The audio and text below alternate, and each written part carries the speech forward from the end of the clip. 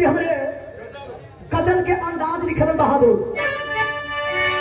अरे तनी होकर रुको, तनी होकरो सांस दो।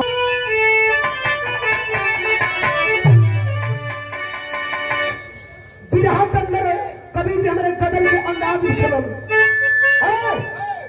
क्या इशारा है कवि का? अरे बजा दे श्याम, अरे बजा दे श्याम बसुरिया तो मजा आए।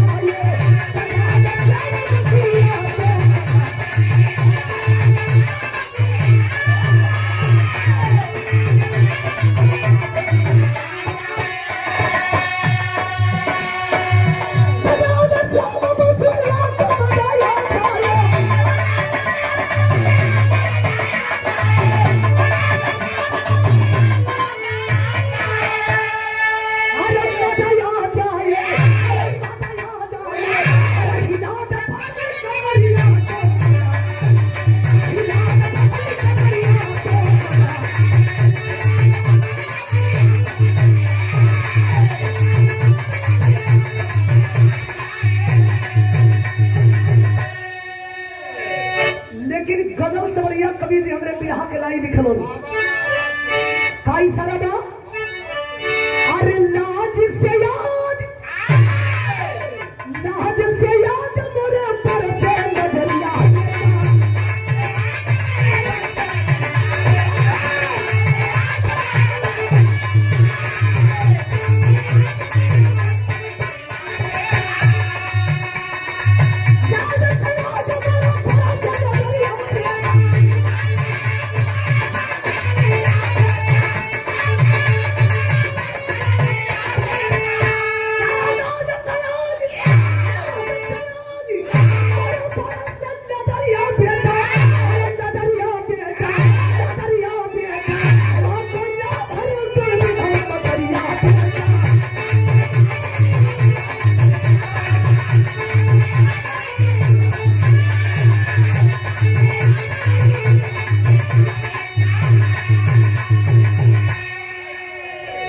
लाज से आज मोरे पर से नजरिया बेटा, मां कोई ना भरल तोर विधवा मतरिया बेटा।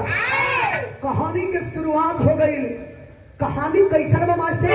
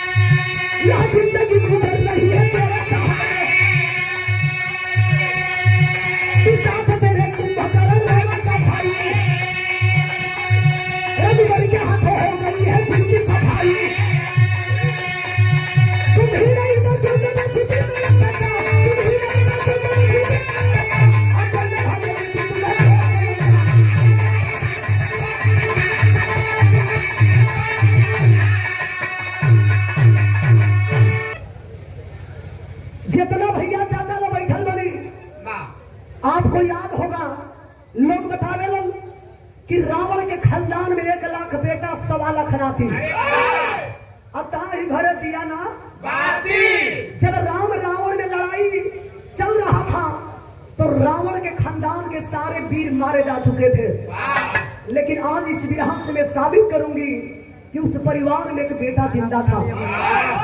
रावण का भाई जिसका नाम बताया गया कुंभकर्ण, कुंभकर्ण के दुल्हन के नाम बतावल गई करकटी। करकटी का एक बेटा है जिस बेटे का नाम बड़ा प्यार से रखी है भीम से। माई तो माई होली, जैसे माई लोग छठ के व्रत करता लो अपने बचवन खातिर, वो माई सोच गई कि अगर भीमसेन के अगर लंका की नगरी से लेके ना कही जाए तो लड़ाई के मैदान में मेरा बेटा भी मारा जाएगा। करकटी अपने बेटे को आंचल में छिपा करके लंका की नगरी से भाग करके कहीं जा करके दूसरे जगह दिन के बितावे लगली।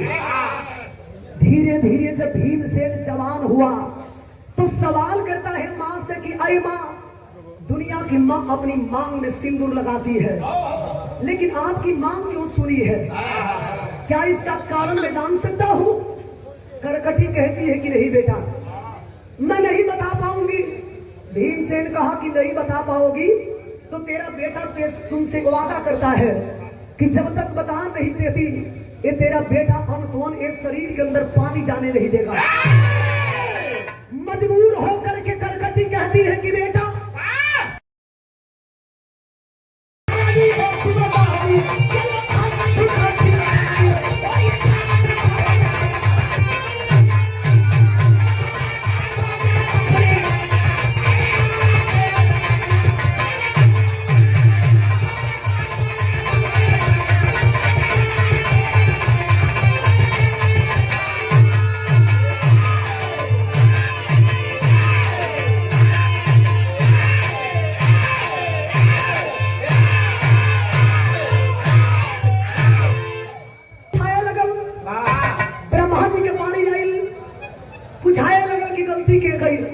ब्रह्मा जी कलल गलती हम ही कहिए बनी, हम ही वरदान देले बनी के धरती पर जब लड़का जन्म ली वह भीमसेन के मारी। भोलेनाथ दुनिया के मालिक समझ गए कि ब्रह्मा जी गलती कर दिए हैं, अगर कोई उपाय नहीं करेंगे तो लग रहा है कि हम देवताओं का आबरू नहीं बचेगा। ए बाबू, रात के समय में शंकर भगवान अपने भक्त सुदक्षिण राजा के सपना दिखौलो, अगर मेरे सच्चे भक्त हो तुम मेरे नाम से माटी का लिंग बना करके जाप करो।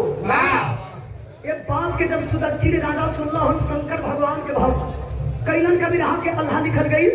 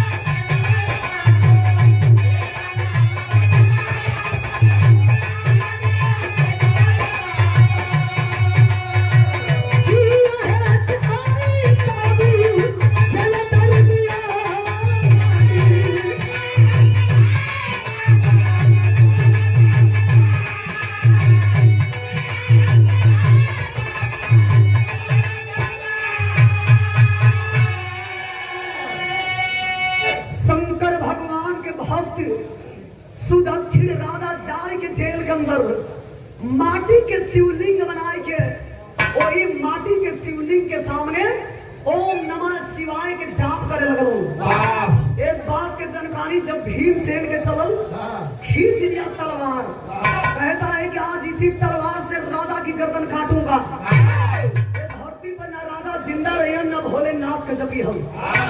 उठाए के तलवार क्रोधित होकर के भीमसेन जब मारने के लिए आगे बढ़ा तो मन ही मन विचार यही बनाता है कि राजा की गलती नहीं है, गलती बात तो भोलेनाथ की गलती है। पहले भोलेनाथ के मारो और बाद से राजा के गर्दन काटो।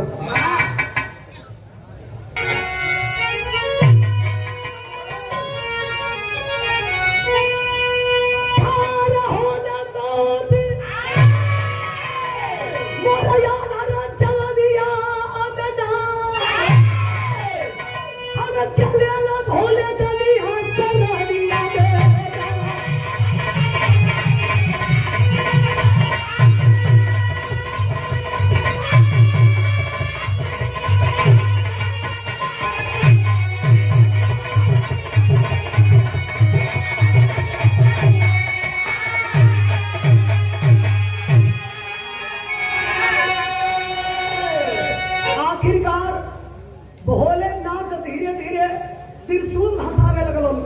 भीमसेन कहा कि मैं तो मरने ही वाला हूँ, लेकिन प्रभु मरने से पहले आपसे वरदान मांगना यही चाहता हूँ कि अगर मेरी मौत होती है तो आप वरदान दे दीजिए कि आपके नाम से, आपके नाम के लेने से पहले दुनिया के लोग हमारे नाम के ले। भोलेनाथ वरदान दे दिया कि जाओ ऐसा ही होगा।